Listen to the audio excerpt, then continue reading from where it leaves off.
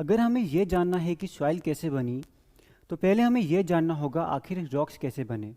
वही रॉक जिन्हें हम अपने चारों तरफ देख सकते हैं, चाहे ऊंचे पहाड़ की बात करें या नदियों के किनारे की, या फिर वो घने जंगल हो या सूखे रेगिस्तान। पर रॉक्स बनने की कहानी लाखों साल पहले ही शुरू हो चुकी है और अभी तक चल रही है।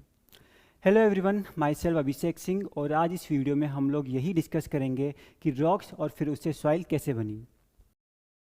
लाखों साल पहले जब अर्थ पर वॉल्केनिक एक्टिविटी बहुत ही ज़्यादा थी, तब लगातार वॉल्केनोज इरप्ट कर रहे थे और उसी से निकलने वाला लावा धीरे धीरे कूल हुआ और सॉलिड बना, जिसे हम आज इग्निशियस रॉक कहते हैं। ये रॉक्स हजारों साल तक धीरे धीरे छोटे छोटे पार्ट्स में ब्रेक हुए और टाइम, इन्वायरमेंट और भी कई सारे फैक्टर्स की वजह से इनमें कई सारे चेंजेस आए, जिससे आखिर में सॉइल बना, और इसी प्रोसेस को हम लोग वेदरिंग कहते हैं। वेदरिंग जानने से पहले एक बार ब्लैक सॉइल के बारे में बात करते हैं। लगभग 60 से 65 लाख साल पहले जब इंडियन प्लेट यूरोशियन प्लेट से टकराई, तो उस टाइम वॉल्केनिक एक्टिविटीज़ में बहुत ही ज़्यादा बढ़ाव आया और जो वॉल्केनोज के क्रैक्स थे या फिर फिशर्स थे, उनसे लावा फ्लो होने लगा। ये लावा हजारों साल तक लेयर बाय लेयर डिपॉजिट होता रहा और धीरे धीरे इसकी वजह से एक पर्टिकुलर एरिया अपने आसपास के एरिया से थोड़ा सा ऊपर उठ गया, जिसे हम आज डेक्कन प्लेट्यू कहते हैं। ये जो लावा सालों तक डिपॉजिट हुआ, इसी से आगे जाकर बना बेसॉल्ट रॉक, और धीरे धीरे इसी की वेदरिंग से इस एरिया में हमें ब्लैक सॉइल देखने को मिलती है। ये आपको ज़्यादातर महाराष्ट्र, आंध्र प्रदेश, कर्नाटक, तमिलनाडु इन एरिया में देखने को मिलता है। आइए अब देखते हैं इन रॉक से सॉइल कैसे बना। वेदरिंग दो तरीक़ों से काम करती है। पहला फिजिकल वेदरिंग, जिसमें रॉक छोटे छोटे पार्ट्स में ब्रेक हो जाता है। दूसरा केमिकल वेदरिंग, जिसमें रॉक के केमिकल कंपोजिशन में चेंज आता है। फिजिकल वेदरिंग की बात करें तो कई बार रॉक्स में क्रैक्स या फिर दरार होती है और इनमें बारिश के टाइम पानी भर जाता है, और जब पानी फ्रीज होता है तो ये काफ़ी टाइम्स एक्सपेंड करता है और रॉक्स को छोटे पार्ट्स में ब्रेक कर देता है।